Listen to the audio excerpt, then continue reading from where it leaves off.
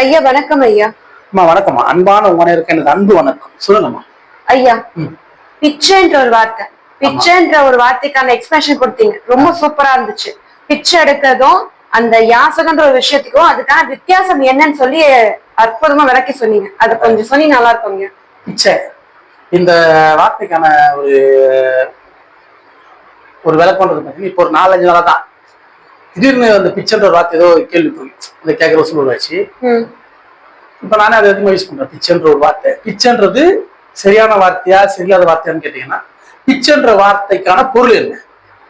இப்ப நம்ம பிச்சைன்ற ஒரு வார்த்தையை யாசகம் கேட்கறவங்களுக்கும் தான் நம்ம அந்த வார்த்தையை வச்சிருக்கோம். உண்மைதானே? இயலாதவங்க முடியாதவங்க கையெழுந்து நிற்கும் போது பிச்சை எடுக்காத அப்படின்னு சொல்றோம். பிச்சை எடுத்து வாழவே கூடாது அப்படின்ற இன்சல்ட்டுக்கான வார்த்தை அது. ரெண்டாவது பிச்சை எடுத்து வாழவே கூடாதுன்னு சொல்லி இங்க எல்லா ஞானிகளும் எல்லாரும் சொல்லிடுறோம், உழைச்சு சாப்பிடணும், அந்த மாதிரி பிச்சை எடுத்து வாழக்கூடாது. ஆனா அந்த பிச்சைன்ற ஒரு வார்த்தை எதுக்கு பொருந்ததுன்னு பாத்தீங்கன்னா உழைச்சு சாப்பிட்றதா பெஸ்ட்ன்னு சொல்றாங்க இல்லையா? அந்த பிச்சைன்ற ஒரு வார்த்தை பொருந்தக்கூடிய ஒரு பொருள்னா உழைச்சு சாப்பிட்றீங்களா, அதுக்குதான் அது பொருந்தது.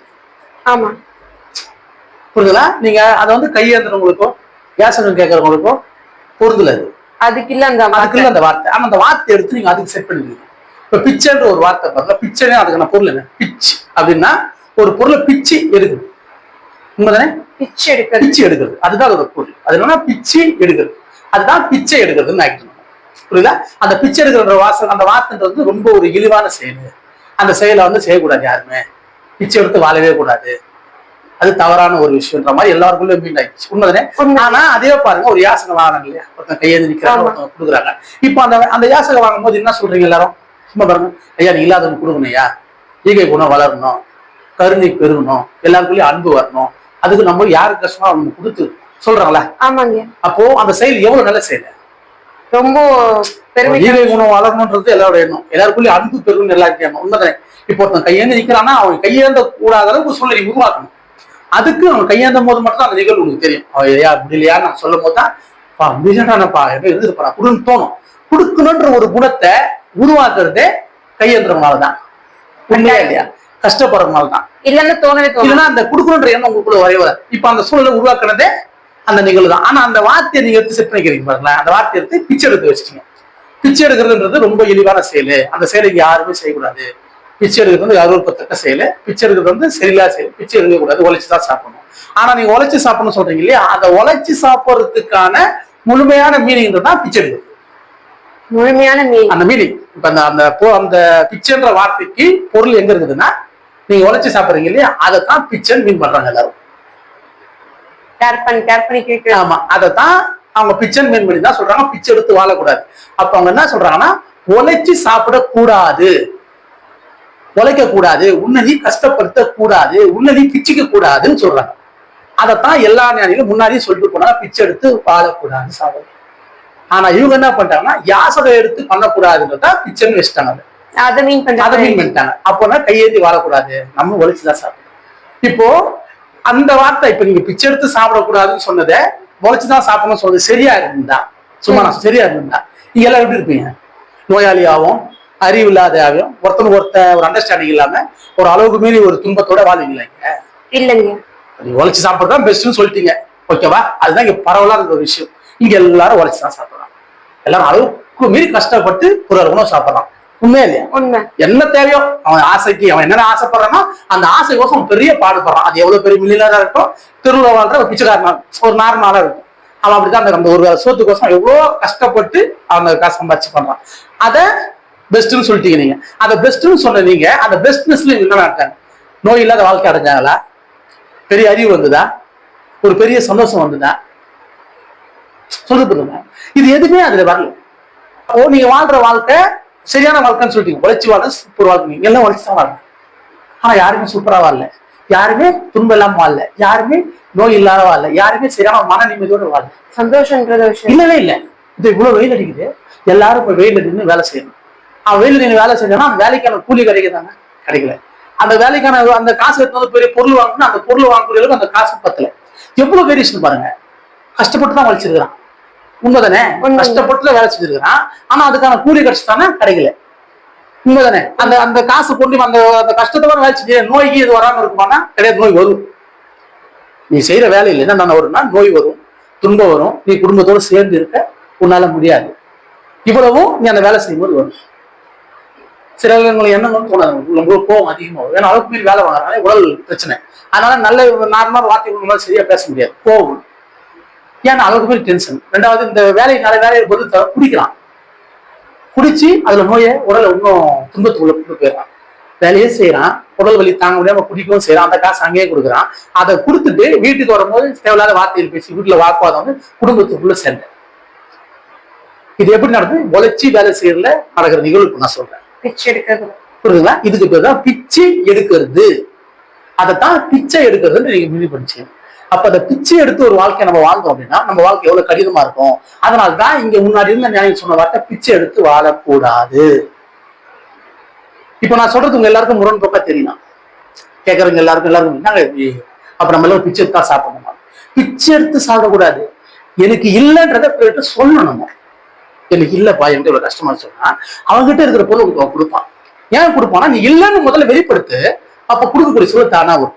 நம்ம என்ன இல்லைன்னு சொல்ல மாட்டோம். என்னால எப்படியா கஷ்டப்பட்டு சம்பாதிச்சு நான் வாழ்க்கை வாழ்க்கை எல்லாரும் வாழ்ற முடியுமா?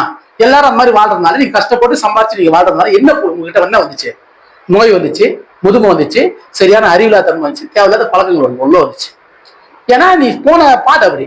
இப்ப நீங்க அந்த உழைச்சி சாப்பிடணும்னா ஒரு தெரியுமா? நீங்க உழைச்சி சாப்பிட்டா கருவம் வரும், ஆணவம் வரும், திமிரு வரும், நான்ற எண்ணம் வரும். உழைச்சி சாப்பிட்றதுனால வருது. உங்களுக்கு உழைச்சி சாப்பிட்டா கிடைக்கிற பரிசு தான். நம்ம இதை சொல்றோம், உழைச்சி சாப்பிடணுங்க, அதாங்க மானம், அதாங்க சூடு, அதாங்க சொல்றேன் நீங்க சொல்லிட்டு இதே செய்ய முடியாத இருக்கிறோமே நம்ம திட்டுறோம். செய்யற சூழல் இல்லாத அந்த அறிவு இல்லாதவங்க சொல்றாங்க, அறிவு வேலை செஞ்சு சாப்பிடுற என்னடா பண்றீங்க கேக்குறோமா? இப்ப இந்த என்ன எங்க வந்து சொல்லுங்க, ஏன்னா அவன் ஆசையா? யாருக்காவது வேலை செஞ்சு சாப்பிட்டு ஆசைதா? இல்ல. ஆனா உடல் நல்லா செட்டாங்க முடியல. பிச்சை எடுக்குது நீங்க இருக்கிறது ரொம்ப எளிதாக்கிட்டு பிச்சை எடுத்து உங்களை பொறுத்த பிச்சைன்ற வார்த்தை வச்சு அது இருக்கக்கூடாது சொல்லிட்டு அப்ப எப்படி வாழும்? அப்போ பாருங்க, அவன் ஒருத்தன் தான் ஒரு சரியான விஷயத்த பண்றான். என்ன பண்றான்? யாருனால முடியலையா, யாருன்னா ஹெல்ப் பண்ணுங்க, கை நீட்டலாம். அந்த கை நீட்டும் போது என்ன பண்ணுவான்? இருக்கப்பட்டவன் இல்ல அந்த கொஞ்சம் கூட கொஞ்சம் குத்தம் நல்லா இருக்க போறோம் கொடுக்க ஆரம்பிப்பான். அப்படி கொடுக்க ஆரம்பிச்சுதான் சிறிதளவாவது இங்க ஈகை குணம் வளருது. அப்ப அது இழிவு இல்லை, அதுதான் இருக்கிறதுலே மிகப்பெரிய ஒரு செயல். இந்த செயலை இங்க நம்ம எல்லாரும் மறந்துருக்கிறோம். ஏன்னா அதை ரொம்ப கெட்ட செயல் நம்ம வீழ்மணிச்சிடும். அதுக்கு ஒரு பொருள் கொடுத்துருக்குறோம், அதுக்கு ஒரு பேர் கொடுத்துருக்கோம், அந்த பேருக்கு பேர் பிச்சை எடுக்கிறது. ஆனா உண்மையிலேயே அந்த பொருள் பேர் அதுக்கான அதுக்கு இல்ல, நீ வேலை செய்யற பாரு அதுக்கான பொருள் தான் இது. உன்னை பிச்சுக்குன்னு நீ வேலை செய்யறது அர்த்தம். உண்மைதானே? உன் ரத்தத்தை தேர்வியா சின்னனாத்தான் அங்கிருந்து கொஞ்சம் பிச்சு கொஞ்சம் கொடுப்பான். புரியுங்க? ரெண்டாவது அங்க நீ போற இடத்துல அங்க என்ன எப்படி பிக்கணுமோ அப்படி பிச்சாதான் உனக்கு அதை கொடுக்க முடியும். அதை நீ பிக்கணும்னா முதல்ல உன்னை நீ பிச்சுக்கணும். அப்பதான் நீ அதை பிக்க முடியும். அதை பிச்சாதான் அது மாறுதலுக்குள்ள போவோம். மாறுதலுக்குள்ள போகும்போது தான் அதுல இருந்து ஒருத்தன் ஒரு பொருள் இட்டுவான். அவன் பிச்சின்னு உனக்கு கொஞ்சம் கொடுக்கும். சுத்தி சுத்தி தேவை என்ன நடக்குது பல்ல பிச்சு பிச்சு பிச்சு பிச்சு எடுத்துக்கிற எல்லாத்தையும்.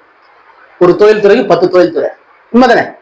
1 10 1 பல பலவாகுது. இப்ப எப்படின்னா ஒரு மனிதர் பல மனிதர், ஒரு குடும்பம் பல குடும்பம், ஒரு ஃபேக்டரி பல ஃபேக்டரி, ஒரு பொருள் பல பொருள். எப்படி பிச்சுன்னு போகுது பாருங்களாங்க. பிச்சு பிச்சுன்னு போனா என்ன ஆகும்? பொறுமை வருமா? அதுல ஒரு பெரிய அன்பு வருமா? பிறருக்கு ஏதோ ஒண்ணு கொடுங்கன்னு தோணுமா? இப்ப நீங்கள பாருங்க, செல்வத்துக்கு என்ன குறை இருந்தா? எல்லாரும் சொல்றாங்க எல்லாருக்கும் செல்வம், எல்லாரும் சொல்றீங்க சரி, அதை கொடுக்க மாட்டாங்கன்னு சொல்றோம். ஆனா யாரு கேட்டோம்? யாரு கேட்கறோம்? யார்கிட்ட கேட்கறோம்னு என்னங்குது? ஆனா அதை கேட்க கூட அளவுக்கு சூழல் உருவாக்கி வச்சுக்கிறாங்க. பிச்சை எடுக்கிறதுன்றது ஒரு ரொம்ப அருவருப்பத்தக்க செயலு. பிச்சை நம்ம இந்த ஈகை குணம்ன்றது ரொம்ப யாரும் கேட்கக்கூடாது, யாசகம் கேட்கக்கூடாது, பண்ணக்கூடாது. ஆனா அந்த யாசகத்தை எப்போ கேட்கணும்?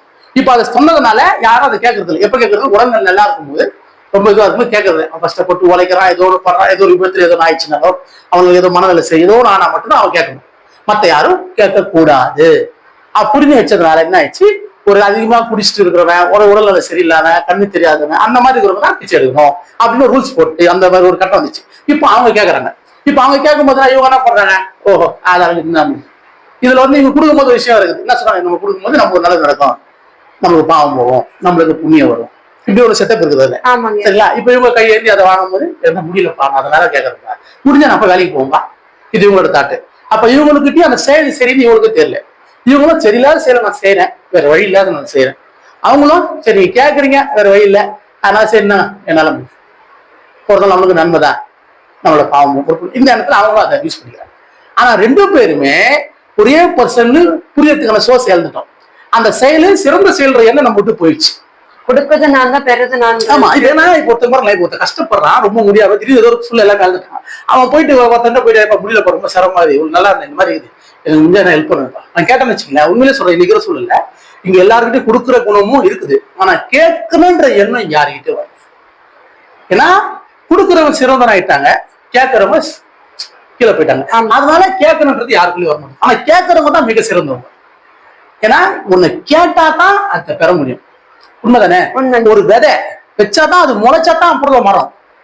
எத்தவொன்னே மரம் ஆக முடியுமா? ஆகாது. புரியுதா? அப்ப விதைன்றது யாரு? கேட்டா தான் விதை வரும், அப்பதான் அது மரமாகும். இப்ப நீங்க கேட்கவே மாட்டீங்க யாரும். இப்ப நீங்களே அப்புறம் நிறைய பேர், நிறைய செலிபிரிட்டி இப்ப ஏன்னா இப்ப மொபைல்ல வந்து எல்லா விஷயம் காட்டுது. ரொம்ப கஷ்டம், திடீர்னு நல்லா இருந்தா திடீர்னு முடியாம இருந்துச்சுங்க, அவங்க அந்த மாதிரி ரொம்ப கஷ்டமா இருந்தேன், நல்லா இந்த மாதிரி ஆயிடுச்சு, எனக்கு யாரும் ஹெல்ப் பண்ணும் சொல்லும் போது நிறைய பேர் ஹெல்ப் பண்றான். அவர் ஒன்றும் பிச்சை எடுக்கல, கை கால் ஊனமா இல்லை, சரியில்லாமலாம் இல்லை, ஆனா நல்லா இருந்தவர். திடீர்னு எனக்கு ஏதோ ஒரு காரணம் பிசினஸ் லாஸ் இதாக ஆயிடுச்சு, என்னால வாழ்க்கை நோட்டவும் இல்லை, உங்க அதனால முடிஞ்ச ஹெல்ப் பண்ணா ரொம்ப நல்லா இருக்கும். அவர் கேட்டாருன்னா கிடைக்கப்படும். நிறைய பேருக்கு அந்த மாதிரி கேட்டு நிறைய பேர் கிடைக்கப்பட்டுருது. இல்லைன்ற ஒரு வார்த்தை சொல்லணும், அதை வெளிப்படுத்தணும். வெளிப்படுத்தினா என்ன பண்ணுவோம், எல்லாருக்குள்ளயும் இருக்குதுன்ற எண்ணம் இருக்குது. புரியுதா? இவங்க கிட்ட இல்லைன்ற எண்ணம், இல்லைன்றதை வெளிப்படுத்தினா இருக்குதுன்ற எண்ணம் உள்ளவங்க கொடுக்கறதுக்கான வாய்ப்பு ஏற்படும்.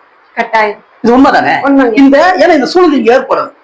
இது ஏற்படுறதுக்கோசம் தான் இங்க ஈகை குணம் சிறந்தது, அன்பு மிக சிறந்தது. எல்லாரும் அன்பா இருங்க, கருணையா இருங்க, பிறருக்கு ஒண்ணுன்னா ஹெல்ப் பண்ணுங்க, பிறர் வழியா உங்க வழியா சிந்தி சொன்னாங்க. இந்த வார்த்தைக்கு அர்த்தம் என்ன? இது ஈகை குணத்தோட முழு சாராம்சம், கையேந்தத்தோட முழு பொருள். இது பிறருக்கு கொடுக்கணும் அப்படின்ற எண்ணத்தை உருவாக்குறதே கேட்கறதுனால தான். இப்ப இன்னைக்கு எப்படியோ இன்னைக்கு அந்த சூழல் நடந்திருக்குது. எப்படி சொன்னா, அளவுக்குமே நம்ம உடல்ல துன்பம் வந்து வலி வந்து வேற வழியே அதை போய் அந்த நிகழ்வு நடந்தது. ஆனா இதுவே நம்ம அப்படி நடத்தாம இருக்குதா இல்லையா, இல்லைன்றத பட்ட வட்டமா சொல்லு. இதை சொல்லும் போது நம்ம கிட்ட மானம் சூடு சொல்ற சொல்லக்கூடாது.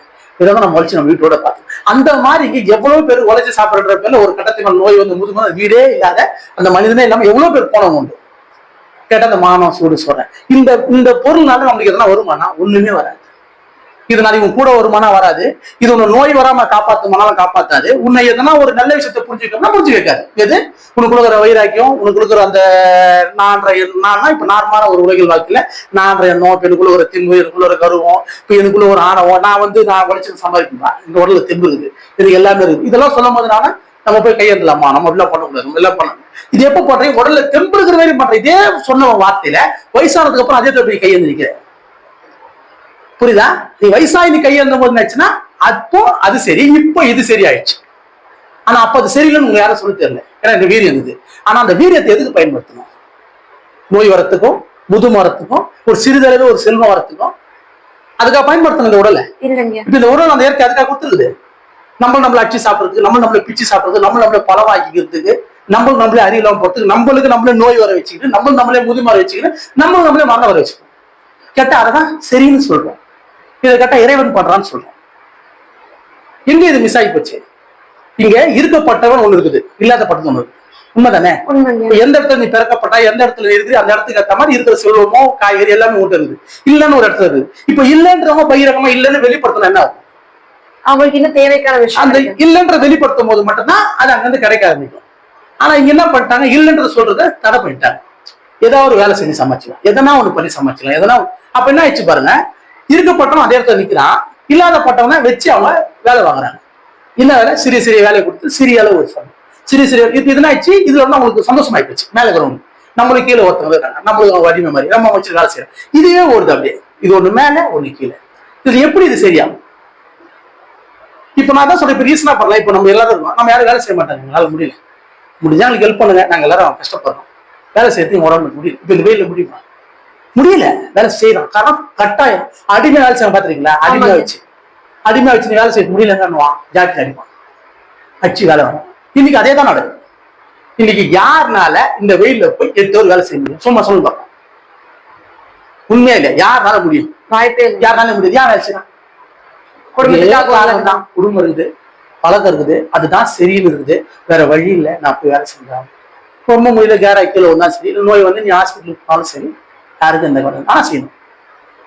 ஆனா இது எல்லாருமே அப்படியே மாத்தி இப்படி செய்ய மாட்டோம். எங்களால முடியல, உங்களுக்கு ரொம்ப கஷ்டமாகுது, உங்களுக்கு 8 hours வேலையை 4 hours மாத்துங்க, எங்களால முடியல, ஆனா சம்பளம் இதான் கொடுக்கணும், இல்லைன்னா எல்லாரும் நான் வேலையை பண்ணணும், எங்களால முடிஞ்சா ஹெல்ப் பண்ணுங்க, இல்லை நான் நோயிலே நம்ம செத்துக்கோங்க, வேற வழி. ஆனா நான் உழைச்சா தான் நடக்குது. நீங்க இப்ப நான் உழைக்கிறேன், கஷ்டப்பட எல்லாம் பண்றேன், என்ன நடக்குதுன்னு நினைக்கிறீங்க?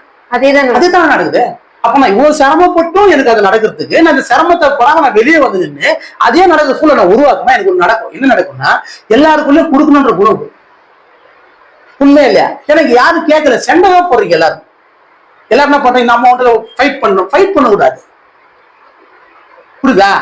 என்னால முடியல, வேலை செய்ய முடியல, கொஞ்சம் ஹெல்ப் பண்ணுங்க. இந்த மாதிரி உங்கள்கிட்ட இல்லைன்னா அப்புறம் இருக்குதுன்னா கொடுத்து ஹெல்ப், அதை நீங்க பண்ணீங்கன்னா நல்லா இருக்கும். இது நீங்க எல்லாரும் சொன்ன என்ன ஆகும்? எவ்வளவு சொத்து இருக்குதுங்க, எவ்வளவு சொத்து இருக்குது, ஒரு மனிதனுக்கு எவ்வளவு சொத்து இருக்குது, அவ்வளவு சொத்து அந்த மனிதனுக்கு தேவைதானா? தேவையில்லை. ஆனா அவங்களுக்கு கொடுக்கணும்ன்ற மனப்பக்குவம் இல்லை. காரணம் அந்த மாதிரி யாரும் கேட்கு, அதை யாரும் பெருசாவும் சொல்லல. ஆனா எல்லாரும் ஒருத்தர் அன்பா இருங்க, கருணையா இருங்க, ஒருமையோட இருங்க. பிறர் வழியா உங்க வழியா சிந்திங்க.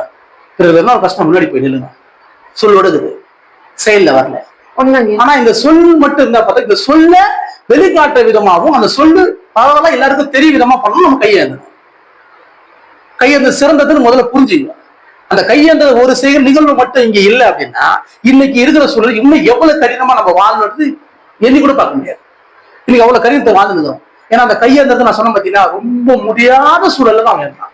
அவருக்கு அது சரின்னு ஏந்தல, வேற வழி இல்லாதனால ஏந்துறான். அவன் ஏந்தும் போது ஐயோ எல்லாமே எனக்கு போச்சுறான்னு ஏந்துறான், ரொம்ப வருத்தத்தோட. ஆனா அது போனது சரின்னு தெரியல அவனுக்கு.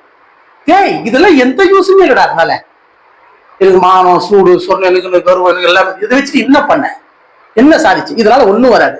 நீங்க சொல்ல அந்த எல்லாம் வச்சு அவங்களுக்குள்ள என்ன தெரியுமா வரும்? சுறுசுறுப்பு இருக்கும், ஆனா அவங்களுக்கு நோய் இருக்கும். யாரா பார்த்தா ஒரு வெறுப்பு இருக்கும். இருக்குமா இருக்காதா? இப்போ இதை பெரிய பெரிய ஞானிக்கு பெருகே தெரியும். மானம், சூடு சொல்ல போன வெளி போச்சு விட்டு நீங்களே சொல்ல முடியும். ஏன்னா அப்படி ஒண்ணு இல்லை. ஏன் இல்லைன்னா எல்லாமே சேர்ந்து ஒரு பொருள். உனக்கு சந்தோஷம் கஷ்டப்பட்டா நமக்கு தான் கஷ்டமா இருக்குது. அப்படி இருக்கும் போது நம்ம எப்படி அதுல போய் நம்ம யார்கிட்ட போய் மானம் சொல்றதை பத்தி பேச முடியும்? இல்லைன்றாரு, கஷ்டம்னு சொல்றாரு. அப்ப நம்ம கொடுக்கணும். இது என் கட்டாயம், என் கடமை. இப்ப என் வீட்டுல இருக்கிறோம் சொன்னா விடுவேன், செய்ய மாட்டேன். இப்ப நான் அதை ஏன் சரிங்க வீடுங்க, ஏன் இது மொத்தமா சேர்ந்து ஒரு வீடு தான், மொத்தமா சேர்ந்து ஒரு இறைவன் தான். உண்மைதானே? மொத்தமா சேர்ந்து ஒரு மனிதன் தான், ஒரு ஜீவராசி தான், ஒண்ணுதான் எல்லாமீங்க. அந்த ஒண்ணுட தன்மை எங்க மறந்து போயிட்டுன்னா, அந்த ஈகை கூட கொடுக்கணும்ன்ற குணம் உங்ககிட்ட இல்லாதனால மெயினான ஒரு அறிவு மட்டும் தரப்படுது. நீங்க வேலை செஞ்சுதான் சாப்பிடணும்னு சொல்றதுனால வேலை என்று உள்ள போகும்போது பிச்சு தான் நீ வாழ்ந்தாங்க. பிச்சு தான் எடுக்கணும். உன்னை பிச்சு எடுத்தாதான் உனக்கு துட்டு கிடைக்கும். அங்க போய் பிச்சு எடுத்தாலும் அது ஒரு பொருளா மாறும். அதுக்கு மேல இருக்கிற உன்னை பிச்சு எடுத்தாலும் அவன் காசு. இப்படியே தான் போயிட்டு இருக்கு. பிச்சு எடுத்துன்னா அவர் பாருங்க, நம்ம பிச்சு கூட தாங்க முடியுமா? அப்படிதான் நம்ம வாழ்ந்துங்க எல்லாரும். அதீத துன்பத்துக்கு அதுதான் துன்பம். கொஞ்சம் நெஞ்சமான துன்பத்தை நம்ம வாழலைங்க. எவ்வளவு கடிதத்துல வாழ்க்கை தெரியுமா? ஆனா நான் நல்லா இருக்கிறேன். நல்லா இருக்கிறீங்களா? நல்லா இருக்குதுன்னா என்ன அர்த்தம்? சந்தோஷமா என்ன அர்த்தம்? மகிழ்ச்சினா என்ன அர்த்தம்? இதுக்கு பழக்கப்பட்டு நல்லா இருக்க சந்தோஷத்துக்கு அர்த்தம் தெரியல போயிடுச்சு. இப்ப எப்படின்னா, இது இப்போ வெயில் அடிக்குதா, இப்ப நாளைக்கு அப்படியே ஒரு 13 தான் சந்தோஷமா, இப்படிதான் நம்மளோட சந்தோஷம். ஏன் இதுல எப்படி சந்தோஷம் வந்துச்சு உனக்கு? அந்த வெயில் அன்னைக்கே இருக்கக்கூடாது. அன்னைக்கு இருந்த வெயில் அதீதமானதுனால இப்ப வெயிலின் தாக்கம் குறைஞ்சிருக்குது. இதுல நம்ம மகிழ்ச்சி வரலாமா? சிந்திக்க திறந்தா வரணும். அப்பா நேற்று அடிச்ச வெயிலுக்கு இன்னைக்கு அடிக்கிறதுக்கு நல்லாகிற மாதிரி. இது எப்படி நல்லா இருக்குது? நேற்று அடிச்சது சரியில்லையா? அப்ப அந்த நிகழ்வு நாளைக்கு நடக்குமா? அப்ப நாளைக்கு வெயில் அடிக்கும்போது நான் கஷ்டப்படணும் இல்லையா? அப்ப நாளைக்கு மழை பெய்யும் நான் சொல்றேன். இது வாழ்க்கையா? எனக்கு இது சற்ற சிந்திக்கணுமா இல்லையா? ஒரு மகிழ்ச்சி என்பது தோன்றிட்டா அது மறையக்கூடாது. அது மறையுதுன்னா அப்ப இது ஏதோ நம்மள ஏமாத்துது, ஏதோ ஒரு சிஸ்டம் சரியில்லைங்க, நம்ம ஏதோ டிஸ்டர்ப் நம்ம வாழ்க்கணும். ஏன் இப்படி நடக்குதுங்க? ஒரு நாள் இப்ப ஒரு மனிதனா இருக்கிறேன், நான் வந்து இன்னைக்கு வாழ்க்கையை எடுத்து வச்சுக்கிறேன், நாளைக்கு தேவை எடுத்து வச்சுக்கிறேன். அவனால முடிஞ்சவங்க ஒரு மாசத்துக்கு தேவை எடுத்து வைக்கிறான், ஒருத்தன் ஒரு வருஷத்துக்கு, ஒருத்தன் ஒரு சங்கதிக்கு எடுத்து வைக்கிறான், ஒருத்தன் இன்னும் பல சங்கதிக்கு எடுத்து வைக்கிறான். இப்போ ஜீவராசினா அது முடியுமா?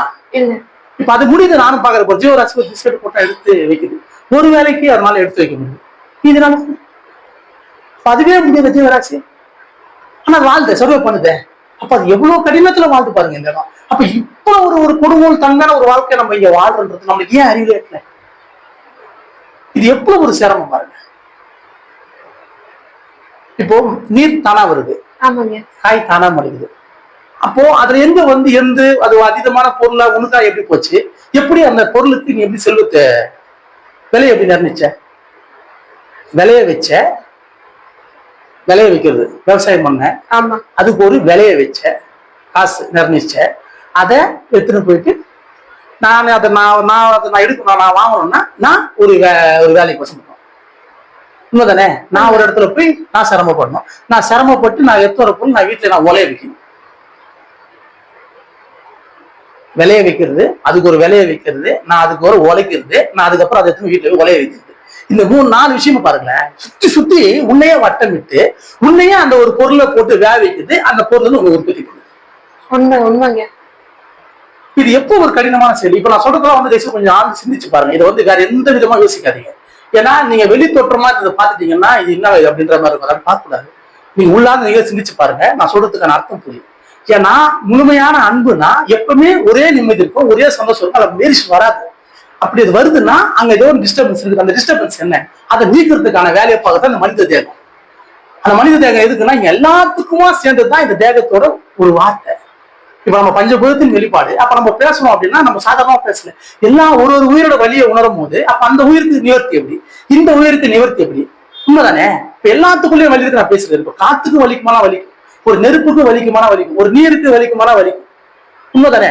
இப்போ ஒரு ஒரு ஒரு சேர்ல ஒரு 100 கிலோ வைக்கலாம்னா அது ஒரு 200 கிலோ வச்சா அது உடச்சு போகும். ஏன் உடஞ்சு போச்சு தெரியுமா?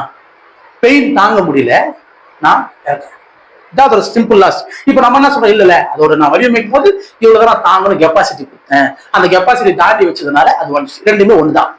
நான் சொன்னதும் நீங்க சொன்னதும் ஒண்ணுதான். நீ அறிவு பூர்வமா பார்த்து அதோட ஸ்ட்ரென்த்னஸ் நீ சொல்லிட்டீங்க, இது ஒன்றா தாங்க உடஞ்சு.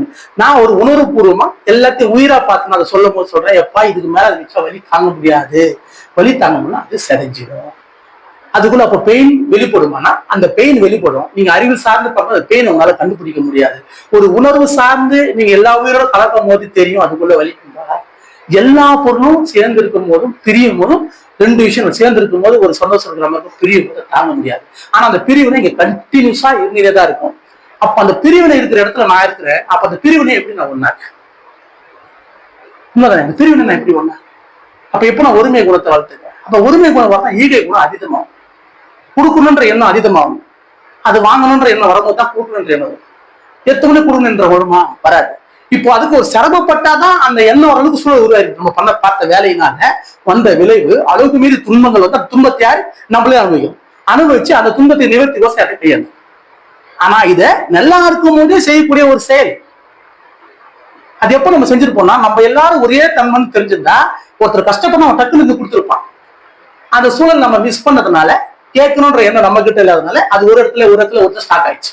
ஸ்டாக் ஆகி அவங்ககிட்ட அது அதிகமாகும் போது நம்ம வேலைக்கு போறதுதான் சரின்னு நம்ம அந்த வார்த்தை எக்ஸ்பிளைன் பண்ணுவோம். அவங்க கிட்ட நம்ம வேலைக்கு கையேந்தனா கிடைக்கக்கூடிய ஒரு பொருள், என்னால எனக்கு முடியல எனக்கு சிரமமா இருக்குதுன்னு நீ சொன்னா கிடைக்கக்கூடிய ஒரு பொருளை அதை போய் நீ ஒரு வேலை செஞ்சு உழைச்சி உன்னை நீ பிச்சு கொடுத்தா தான் அவன் நான் கொடுப்பேன்ற மாதிரி சொல்ல போய். எப்படின்னா நீ செய்யற நீ உன் உடைப்படி உழைப்புன்றதும் செல்வன்றதும் ஒண்ணுதான். நீங்க உழைப்புன்றது வேறையும் செல்வத்தை வேற மாதிரி வச்சிட்டீங்க.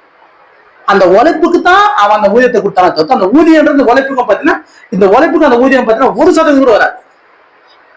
ஆனா அதுவே அதை உழைக்காம நீ என்னால முடியல எனக்கு கஷ்டமா இருக்கு நீ கையேந்து நின்னுந்தனா அது முழு சதவீதமா அவங்ககிட்ட இருந்து நீ எதுவுமே உன்னை கஷ்டப்படுத்திக்காம அந்த காசு அங்க நீங்க வந்திருக்கணும்.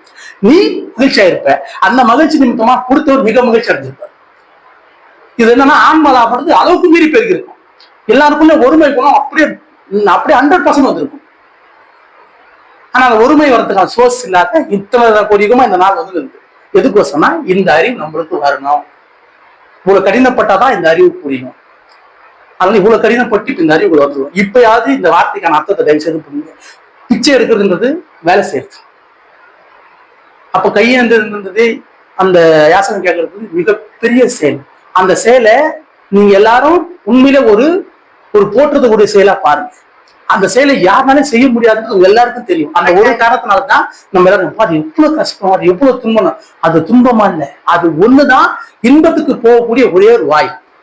அந்த வாயில நீங்க மிக துன்பம்னு சொல்லி அதை க்ளோஸ் பண்றீங்க. அது துன்பம்னு சொல்றது காரணம் என்னன்னா என் மாமன் என் சூடு சொன்னா விட்டு பிச்சை கேட்கலாமா அப்படின்னு ஒரு பொருள் இருக்குதான்னு நினைச்சு நீ அந்த செயலை செய்யாத போய் உன்னையே கடினப்பட்டு உன்னையே கஷ்டப்பட்டு வேலைக்கு போய் சம்பாரிச்சு ஏதோ வாங்கி இறந்து இந்த நிகழ்வு கண்டினியூஸா நடக்குது.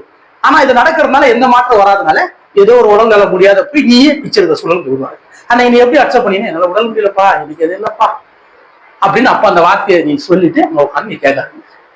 ஆனா உண்மையிலேயே அந்த வார்த்தைனால உனக்கு எந்த லாபமும் கிடையாது. முழுமையான அன்புடையவனா நம்ம இருந்தோம் அப்படின்னா இந்த வார்த்தைக்கு பொருளும் கிடையாது, இந்த வார்த்தைக்கு எந்த ஒரு வலிமையும் கிடையாது.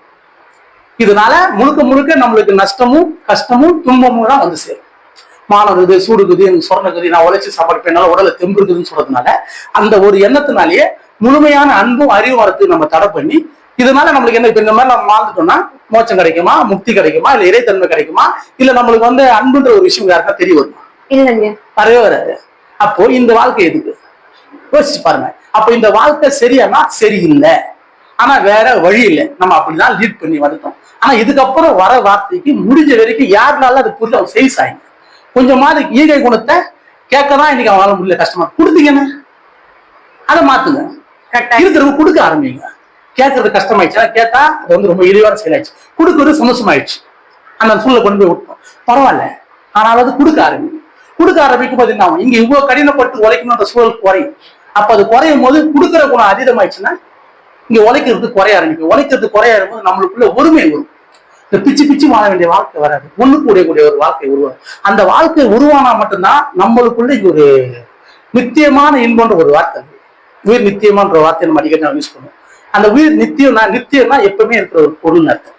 சந்தோஷம் எப்பவுமே, மகிழ்ச்சி எப்பவுமே, ஆனந்தம் எப்பவுமே, இன்பம் எப்பவுமே, அதுக்கு பேர் முடிவு. உண்மைதானே? உண்மைதாங்க. முடிவுன்னா தான் அது அப்படியே இருக்க முடியும். இல்ல இது அடுத்து ஸ்டார்ட் ஆகும்னா அப்படி இருக்க முடியும், மாறதான் முடியும். அப்ப அந்த மாற்றத்தை நம்ம நிறுத்துறது தான் இங்க இன்பம். அந்த மாற்றத்தை நம்ம நிறுத்தணும்னா நமக்கு அந்த இன்பம் வரணும்னா நம்மளுக்கு ஈகை குணம் அதிகமாகும், கொடுக்கணுன்ற மனப்போக்கு நம்மளுக்குள்ள அதிகமாகும். அதை கொடுக்க நீ யாருன்ற அறிவு பேரறிவு உங்களால ஈஸியா பெற முடியும். அப்போ பிச்சைன்ற வார்த்தை எதுக்கு யூஸ் ஆகுது எதிர்த்து பண்ணுவீங்க? வேலை செய்யற நம்மளுக்கு தான் பிச்சைன்ற வார்த்தை யூஸ் ஆகுது. ஏன்னா நம்மள பிச்சு பிச்சு வாங்குவோம். உங்களுக்கு யாருக்கு எனக்கு அதான் உங்களுக்கு ஒன்றும் புரியல, எவ்வளவு கடினப்பட்டு நம்ம வாழ்றோம் உங்களுக்கு ஏன் தெரியல? சந்தோஷமான்றது இல்லவே இல்லையே. ஒரு நாள் 7 நாள் 6 நாள் வேலைக்கு போறோம், ஒரு நாள் விட்டாரு ஏய் எப்படி ஜாலி வந்துச்சு? உனக்கு ஜாலி இல்ல. அது உன்னை அவன் கொஞ்சம் சாந்தப்படுத்தி அடுத்து உன்னை புஷ் பண்ணி வேலை வாங்க போறான், நீ இப்ப செய்ய போற. இதுல எங்க உனக்கு மகிழ்ச்சி வந்துச்சு? உன்னை நீ ஏமாத்திக்கிற. நீ 7 நாள் இப்படியே இருக்கக்கூடிய ஆளு, நீ அந்த ஒரு நாள் அப்படின்ற ஏன் அது நீ சொன்ன பாரு, இந்த எனக்கு மானகுது சூடுக்குது சொல்றது சொன்ன பாரு, அதுல வந்த வினைதான் இது. அதுல வந்த ஒரு அறிவில்லாத தன்மை தான் இந்த நீயா போய் முட்டி மோதி, நீயா ஒரு பொருளை தந்து, நீயா சாப்பிட்டு, நீயா உடலை வளர்த்து, நீயா திருப்பி போவ, திருப்பி முட்டி மோதுவேன், திருப்பி வருவேன். ஒரு நாள் ரொம்ப முட்டை மோது மண்டை வச்சிடும், வேலை முடிஞ்சிடும். இப்படிதான் வாழ்ந்துக்கிறோம் நம்ம. இந்த வாழ்க்கைய சரி சூப்பர் பெஸ்ட்னு சொல்றோம். இது ஏன் இந்த அறிவு நம்மளுக்கு புரியலன்னா, இப்ப இந்த அறிவு எனக்கு எப்படி வருது நான் பேசுறேன்னா ஒரே விஷயம் தான். இந்த அன்புன்ற ஒரு பொருள் ஆழ்ந்துக்கும், பிறர் வழியை உன் வழியா சிந்தி. இப்ப நான் சிந்திக்கிற மாதிரி யோசிச்சு பாருங்க, அது எவ்வளவு ஒரு கடினம் நம்ம எல்லாருக்கும் புரியும். அப்ப நம்ம அவங்களை இனிமே பேச நிறுத்திடலாம். பிச்சை எடுக்கிறாங்க இல்லையா யாசகர், அவங்க அந்த வார்த்தை யூஸ் பண்ணாதீங்க யாரும். பிச்சை எடுக்கிற பிச்சைன்ற ஒரு வார்த்தை அங்க யூஸ் பண்ணாது, அது அதுக்கு பொருளே அல்ல. அதுக்கு வந்து ஒரு சரியான விஷயம், அருள் கொடுக்குறாங்க நம்மளுக்கு, அருள் பாலிக்கிறாங்கன்னு சொல்லுங்க தயவு செய்து. இது பொருளா இருக்கும். யாசகர் கேட்கறாங்க இல்லையா, அவங்க எனக்கு அருள் கொடுக்குறாங்கன்னு சொல்லு. உன்னால முடிஞ்ச அருளை கொடுத்து பெற்றுக்கும். முடியலையா ஐயா முடியலையே என்னால அப்படின்னு நினைச்சுப்போம். ஆனா அதை போய் இழிவா நினைக்காது, அதை மாத்திக்கிற பக்குவத்தை நம்ம கொண்டு வரணும். நீங்க இப்படி நினைச்சிட்டாலே அவருக்கு நீங்க ஒரு பொருள் கொடுத்ததுக்கு சமம். ஏன்னா அவரை உயர்வா நீ பாக்குற இல்லையா, ஒரு பார்வையிலேயே நீ கொடுக்குறா அவங்கள பார்க்கும் போது எப்பா அருள் கொடுக்குறாரு, என்னால உனக்கு ஒரு பொருள் கொடுக்க முடியலையே, என்னால அது முடியலையேன்னு நீ யோசிச்சு பாருங்க. அப்பயே உனக்குள்ள நீ அந்த பொருளை கொடுத்தா உனக்கு எந்த அளவுக்கு ஒரு பெரிய மாற்று வருமா அது வரும். ஏன்னா அவன் அவ்வளவு கஷ்டத்துல நிக்கிறானே, என்னோட சகமான மனிதன் தானே, என்னால அது கொடுக்க முடியாது, நான் நிக்கிறேன். இது என்ன ஒரு சூழல், இது நம்ம யோசிச்சு பார்க்கும்போது தெரியும். ஏன்னா நிக்கிறதும் மனுஷன், நானும் மனுஷன், கையேந்தவனும் மனுஷன். இதுல போய் அவனை வேற அவன் கொடுக்கவும் நான் முடியல, ரெண்டாவது இதெல்லாம் இப்படி செய்யலாமா, நீங்க எல்லாம் இப்படி இருக்கு நம்மளோட திட்ட வேற செய்யறோம். யாருன்னா ஆசையா சொல்லுங்க பாப்பா, யாருக்கு ஆசை? இங்க யாருக்கா குடிச்சிட்டோம், ரோட்ல ஊயினோம், காசு இல்லாம சுத்திட்டு வேலைக்கு போவோம், வீட்டுல வந்து சாப்பிடணும்னு ஆசையா? எல்லாமே ஒரு நோய். அந்த நோயில ஒரு பெரிய நோயா இருந்து எதுக்கோசம், நம்மளுக்குள்ள முழுமையான அன்பும் அறிவு இல்லாதனால எல்லாமே நோயா மாறிட்டு. அது நல்ல செயலே நோயாயிருது. நீங்க சரியா பண்ணிருந்தீங்கன்னா இந்த நோய் வரத்துக்கு வேலையே கிடையாது. எந்த நோய் வரத்துக்கு வேலை கிடையாது, இந்த மாதிரி வேலை வெட்டிக்கு போகாமன்ற நோய் வரத்துக்கு வேலை கிடையாது. அதுக்கு போய் குடிச்சுட்டு நோயா வந்து ஹாஸ்பிட்டல்ல போய் கேன்சர் ஆகும், கிட்னி போயிடுச்சு, லிவர் போயிடுச்சுன்னு போய் உட்கார வேண்டிய வேலை கிடையாது. தேவையில்லாத போதை பொருளுக்கு போக வேண்டிய வேலை கிடையாது. வீட்டுல எல்லாரும் வீட்டுல சண்டை சச்சரவு இருக்க வேண்டிய வேலை கிடையாது. எவ்வளவு வீடு தெரியுமா குடி போதையில, எந்தெந்த வீட்டுல எவ்வளவு கதை எவ்வளவு வழி நடக்குது. ஆனா எல்லாரும் ஒரு கஷ்டப்பட்டு வேலை செய்யறவங்க, அவனை பிச்சு பிச்சு வேலை செய்யறான். அந்த பிச்சையோட வலி தாங்க முடியாம அவன் போய் குடிக்கிறான். குடிச்ச உடனே இன்னும் கையில அவன் குத்தா மாதிரி பிச்சு அதை திருப்பி அவன்கிட்ட குத்துக்கிட்டு இவன் குச்சிட்டு இன்னும் அந்த உடம்புக்குள்ள வலி அதிகமாக்கி அது மூளைக்கு போய் ஒரு சிந்தனை செதறி போய் எல்லாரையும் உங்களுக்கு எவ்வளவோ கஷ்டப்பட்டு பேசி வீட்டுல சண்டை போட்டு நடு வீட்டுல வந்து ரோட்ல பார்த்துனீங்க. அது மனுஷன் யாரா பார்த்துனுங்க, வேற யாரும் கூட கிடையாது. இது ஜீவராசிங்க அப்படின்னு மனுஷன் தான் பார்த்துனுக்குறான். உடம்புல துணியெல்லாம் பார்த்துனுக்குறான். அவனுக்கு அறிவு நிதானமே இல்லை, அந்த அளவுக்கு பிடிச்சிருக்கிறான். அப்ப அவனுக்கு எவ்வளவு வலி இருக்கும். இப்ப இது மொத்தமும் சேர்ந்த வழியா நாம வழி தானே, இது மொத்தமா நோயான வழி நீங்க இருந்தாலும் சரி. அதை விட்டு நான் நல்லா இவங்க அறிவே இல்லை, நம்ம சொல்றது எப்படி சரியாகும். அப்ப அவனுக்கு அறிவு கொடுக்குற வேலை நம்ம கிட்ட இருக்குது. உண்மை தானே, அவனுக்கு பொருளை கொடுத்தா அறிவு கொடுத்தது சமம் பொருளுடையவர்கள். உண்மையா இல்லையா? தயவுசெய்து கொஞ்சம் சற்று யோசிச்சு பாருங்க. அப்ப யாரு கையாந்தாலும் அவன் எப்படி கையாண்டாலும் அதை பத்தி யோசிக்காத. கொடுக்கணுன்ற குணத்தை வளர்க்குறான் அவன். பாவம் அருள் கொடுக்குறான். முடிஞ்சா பொருளை கொடுப்போம், முடியலையா என்னால பொருளை கொடுக்கணும் சற்று ஏங்கிட்டு போகும், யாருன்னா கொடுங்கன்னு சொல்லிட்டு போவோம். அதை செய்யறது ஒண்ணுதான் சிறந்தது. ஏன்னா இங்க ஈகை குணத்துக்கு தான் இந்த உலகமே ஏங்கி நிற்குது. அந்த ஈகை குணத்தை நீங்க அதிகமாக்கிங்க. ஈகைன்றது அன்புன்றதை வளர்த்துங்க, கருணையை வளர்த்துங்க, பொறுமை குணத்தை வளர்த்துங்க, பிறர் வழியை உங்க வழியா சிந்திச்சு பாருங்கன்னு எல்லா மகானும் சொன்னாங்க. அதுல இப்போ லேட்டஸ்டா நம்ம வரல ஒரு சரியான வாசகம் சொன்னாரு. ஏதாவது நிலைமை மேல் ஏற்று தயவு ஒண்ணுதான், தயவு ஒண்ணுதான், தயவு ஒண்ணுதான். அந்த தயவுன்ற என்ன தயவு புரிஞ்சுங்கல்ல. இங்க இருக்கிற எல்லா பொருளுக்குள்ளயும் வலிக்குது. அந்த வலி நீங்க கூடிய வேலை எல்லாமா இருக்கிற ஒரு பொருள் ஓரளவுக்கு சிறந்த பொருளா இந்த மனித தேகமா மாறி இருக்குது. ஆனா எல்லா பொருளுமே சிறந்த பொருள் தான், அதுல எந்த சந்தேகம் வேணாம். இதை நம்ம சொல்லியே இப்ப நம்மளோட கண்ணோட்டத்துக்கு பார்க்கும்போது நான் தான் பெஸ்டா. ஓகே, அப்ப அந்த பெஸ்டா இருக்கிற நம்ம எவ்வளவு பெஸ்டா சிந்திக்கணும், எந்த அளவுக்கு அந்த அன்பை வளர்த்துக்கிற சூழலுக்குள்ள போகணும், எந்த அளவுக்கு நம்ம கருணையை பெருக்கக்கூடிய வேலையை பார்க்கணும். அப்ப அந்த சேலை சேரும் நம்ம எவ்வளவு போற்றி பேசணும். உண்மைதானே? உண்மைதான். எந்த அளவுக்கு உயர்வா பார்க்கணும். அப்ப நம்ம கொடுக்கணுன்ற குணத்தை அதிகமா வளர்த்துக்கணும். அது ஒண்ணே நம்ம இந்த உலக உயிர்கள் எல்லாமே நித்தியமான பேர்நிலைக்கு எட்டக்கூடிய ஒரு சூழலை உருவாக்கணும். அதை நம்மளுக்கு வலியுறுத்தி இருக்கிற எல்லா ஞானையும் சொல்லிட்டு போனாலும் இப்போ லேட்டஸ்டா வளரார் அதை ரொம்ப வலியுறுத்தி சொல்றாரு. பேர் வழியே உன் வழியா என்ன, அதையே சாதனமா கொள்க. அந்த சாதனையே இங்க எல்லா சோதனைக்கும் ஒரு விரிவாகி நம்ம எல்லாம் நித்தியமான பேர்நிலையை கட்ட முடியும். அப்ப அதுக்கு அன்புன்ற ஒரு செயல் வளரணும்னா கையேந்திரவங்க இருந்தா தான் அன்பு வளரும். அப்போ கையேந்திரவங்க எல்லாரையும் கீழையும் தரவரம் பார்க்காதீங்க, பேசாதீங்க. அவங்க தான் அருளே கொடுக்குறாங்க. உண்மைதானே? அதை நம்ம நல்லா இருக்கிறவங்களும் நம்ம அதை கொடுத்து பழகுங்க. அதை சிறந்தது நினைக்க ஆரம்பிங்க. கொடுக்கணுன்ற எண்ணத்தை எல்லாரும் வளர்த்துங்க. முடியாதவங்க கேட்கணுன்ற எண்ணத்தை வளங்க, தவறே கிடையாது. தனி ஒரு மனிதனுக்கு எல்லாம் ஜகத்தினை அடிச்சுன்னு சொன்னா பாரதி, என்ன அர்த்தம்? அது அவனுக்கு ஒண்ணு என் ஜகத்தை அழிக்கணும். ஏன்னா ஜகன்றதும் தனி ஒரு மனிதனுக்கு ஒண்ணு. இதை தயவுசெய்து நம்ம எல்லாரும் ஆண்டு புரிஞ்சுக்கணும். முழுமையான அன்பு வந்தா எல்லாமே ஒண்ணு தான்ப்பா, எல்லா வழியும் அவளுக்கு தான்ப்பா, என்னால முடிஞ்ச வரைக்கும் நான் ஹெல்ப் பண்ணுப்பா, எல்லாரும் பண்ணுங்கப்பா, எல்லாரும் செய்யுங்கப்பா. நான் பார்த்தா சொல்லிட்டு உங்கள்கிட்ட பேசணும். நான் ஏன் இந்த பிச்சைக்கான ஒரு வார்த்தை சொன்னா, பிச்சைன்ற ஒரு வார்த்தை நம்மளை பிச்சு பிச்சு வாழ்ந்துக்கிறோம்ப்பா, கடினமா தெரியாத. ஆனா அந்த வார்த்தை அந்த பொருளை போய் நல்ல செயலுக்கு கொடுத்து அதை இழிவாக்கி அந்த இழிவு படத்துல அந்த படத்தும் ஒரே கஷ்டம் நம்ம ரொம்ப வலியோடு அனுபவிச்சுங்க. அந்த வலி நீங்கன்னா அந்த பொருளை வேலை செய்ய நம்மளுக்கு எடுத்துங்க. அந்த செயலை செய்யறவங்கள ரொம்ப அருளை கொடுக்குறதா நம்ம பாவிச்சு அவங்களுக்கு வெளியே நன்மை பண்ணக்கூடிய சூழலை உருவாக்கிங்க. எல்லாரும் அன்பு வளர்த்துப்போம், கருணையை வளர்த்துப்போம். இந்த உலகம் தான் நிச்சயமான தேர்நிலைக்கு போகக்கூடிய சூழலை உருவாக்குவோம். எல்லா உயிரினும் ரொம்ப அற்புதமா சொல்லுங்க. மிக்க நன்றி. மிக்க நன்றி.